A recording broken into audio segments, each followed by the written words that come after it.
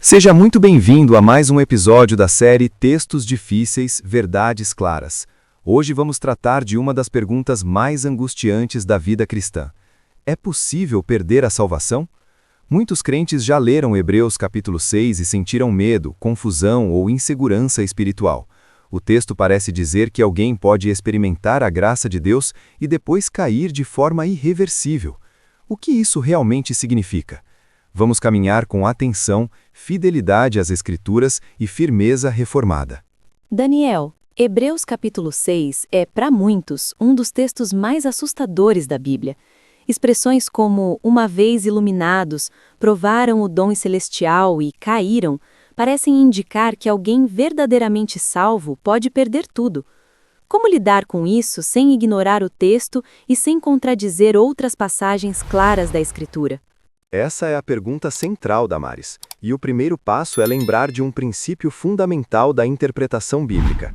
Textos difíceis devem ser interpretados à luz de textos claros, e nunca o contrário. A Escritura afirma repetidamente que a salvação é obra soberana de Deus, do começo ao fim. Jesus disse: "Ninguém arrebatará as minhas ovelhas da minha mão."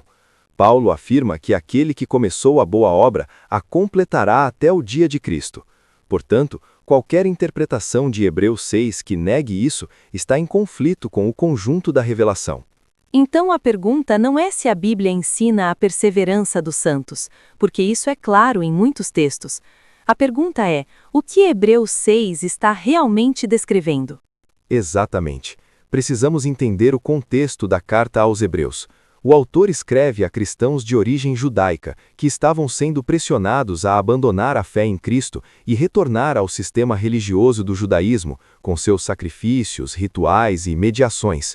O perigo não era uma queda moral momentânea, mas uma apostasia deliberada, consciente e pública, rejeitar Cristo como o único Salvador. Isso ajuda muito, porque o autor não está falando de cristãos lutando contra o pecado, nem de pessoas fracas na fé, nem de quem cai e se arrepende. Ele está alertando contra o abandono consciente do Evangelho.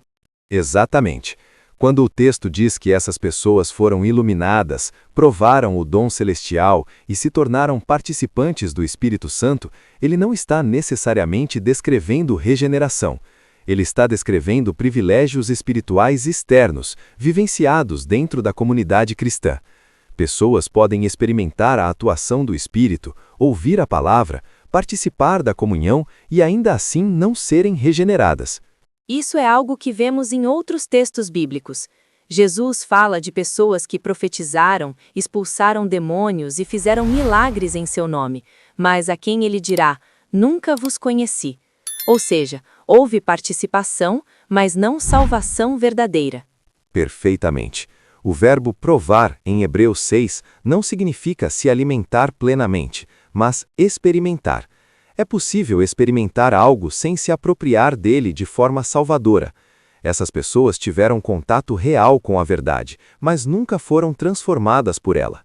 Então, quando o texto diz que é impossível renová-las outra vez para arrependimento, isso não significa que elas perderam a salvação, mas que rejeitaram conscientemente o único meio pelo qual poderiam ser salvas. Exatamente. O problema não é que Deus se recuse a perdoar alguém arrependido. O problema é que essas pessoas não querem se arrepender.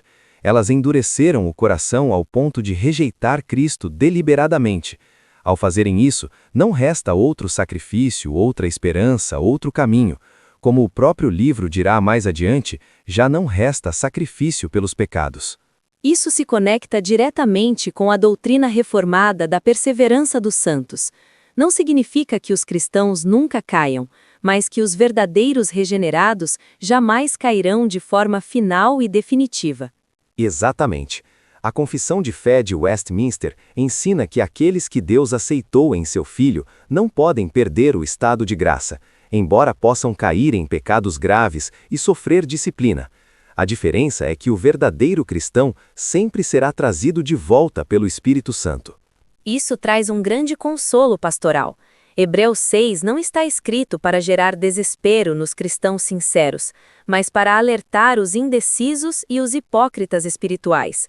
O texto não está dizendo, você pode perder a salvação. Ele está dizendo, não brinque com o Evangelho. Muito bem colocado. O próprio contexto confirma isso. Logo após a advertência severa, o autor diz: quanto a vós outros, todavia, estamos persuadidos das coisas que acompanham a salvação. Ou seja, ele distingue claramente entre os que apenas experimentaram externamente e os que verdadeiramente foram salvos. Isso mostra que Hebreus 6 é uma advertência real, mas não uma ameaça vazia. Deus usa advertências para preservar seus eleitos. Elas são um meio pelo qual os verdadeiros cristãos perseveram. Exatamente. As advertências da Escritura não contradizem a segurança da salvação, elas a fortalecem. O crente verdadeiro ouve o alerta, treme, examina o coração e se apega ainda mais a Cristo. O falso crente ouve o alerta e endurece ainda mais o coração.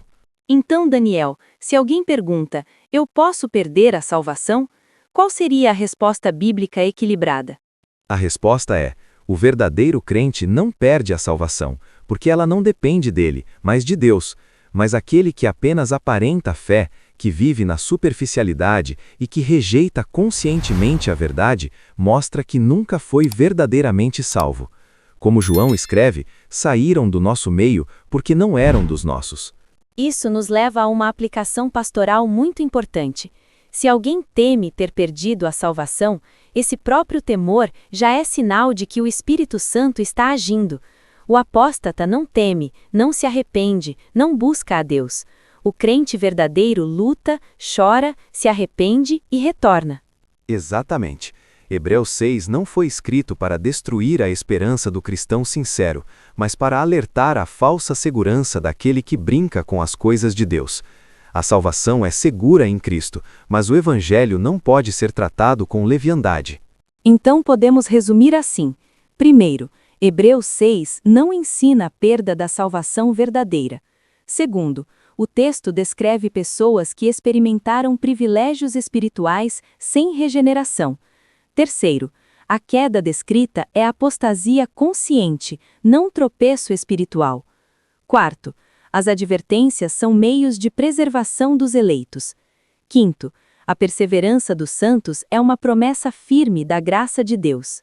Que essa verdade traga descanso ao coração do crente e seriedade àquele que ainda hesita. A salvação não é frágil, mas é preciosa. Ela não se perde por fraqueza, mas não deve ser tratada com indiferença. Obrigada por acompanhar mais um episódio da série Textos Difíceis, Verdades Claras. Que o Senhor use sua palavra para afirmar sua fé e conduzir você a uma confiança ainda maior em Cristo. Que Deus te abençoe e te guarde. Até o próximo episódio.